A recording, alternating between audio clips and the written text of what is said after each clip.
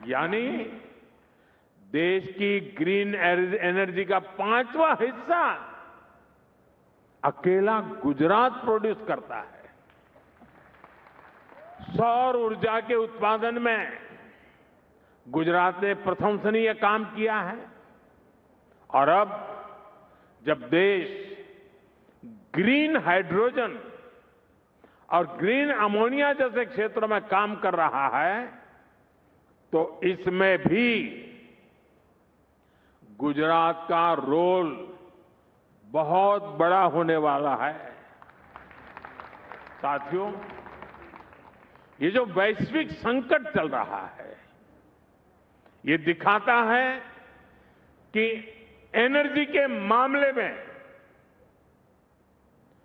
आत्मनिर्भरता कितनी जरूरी है और बीते 12 वर्षों में देश ने जो कैपेसिटी तैयार की है उसका कितना बड़ा महत्व है।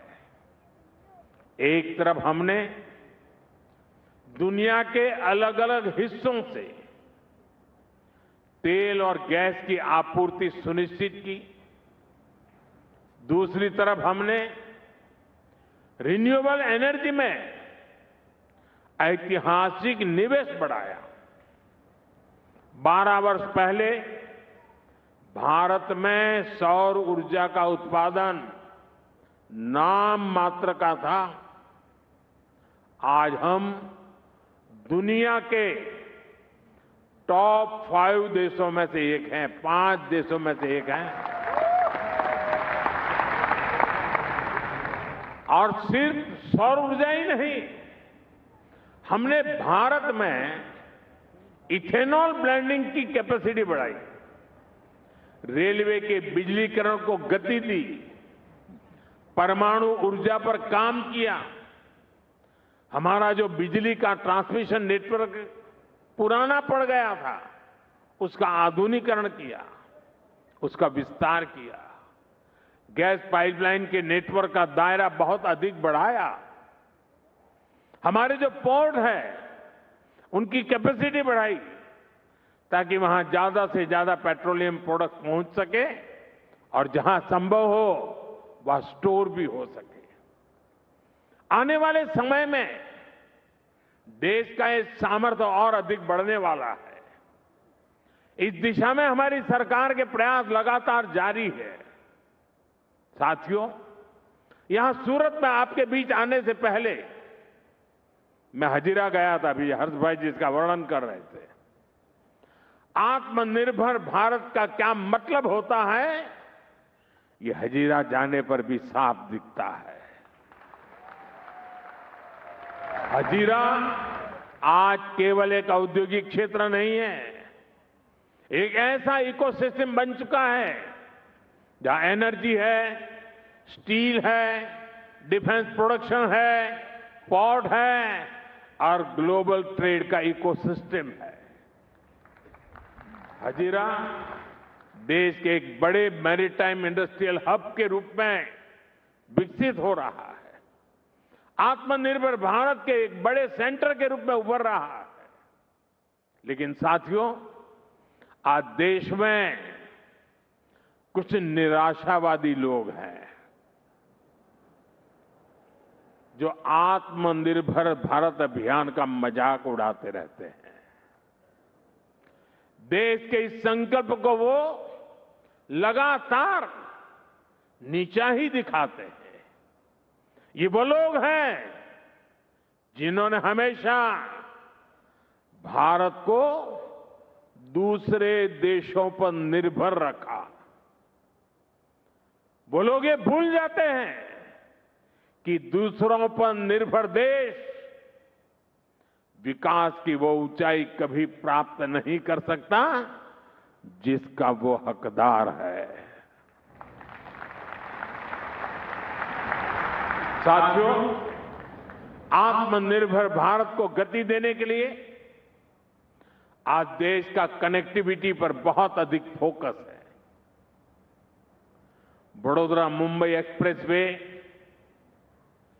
डेडिकेटेड फ्रेट कॉरिडोर और बुलेट ट्रेन जैसे प्रोजेक्ट भारत की इसी प्राथमिकता को दर्शाते हैं। आज वडोदरा मुंबई एक्सप्रेसवे के एक बड़े हिस्से का उद्घाटन हो गया है। ये देश के 2 बड़े इंडस्ट्रियल और ट्रेड सेंटर्स को और बेहतर कनेक्टिविटी देगा। साथियों, हमारा प्रयास सबको जोड़ने का है, सबको समान अवसर और सुविधा देने का है।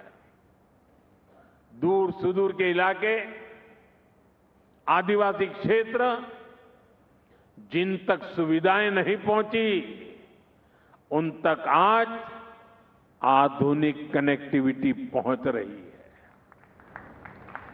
दाहोद, बोडेली, वापी कॉरिडोर इसी संकल्प का प्रतिबिंब है।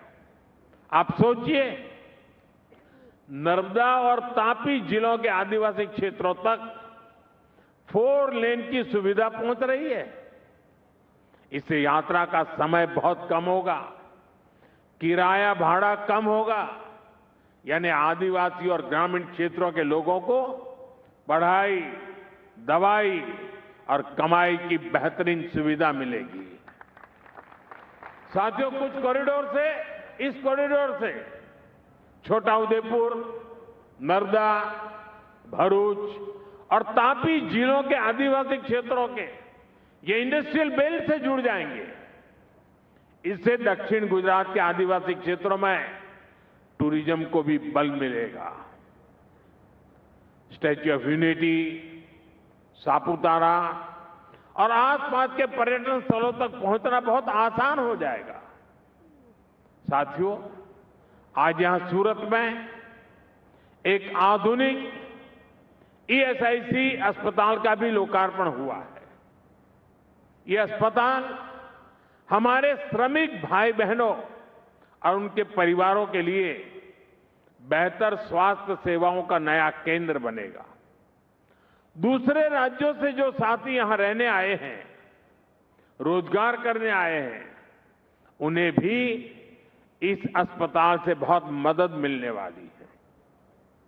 साथियों, हमारी सरकार देश के विकास को सर्वोपरि रखते हुए काम कर रही है और इसलिए देश का भरोसा भाजपा पर है, भाजपा के विकास कार्यों पर है। इसलिए देश की जनता बार बार भाजपा को जनादेश दे रही है। हाल में ही हुए बंगाल के चुनाव,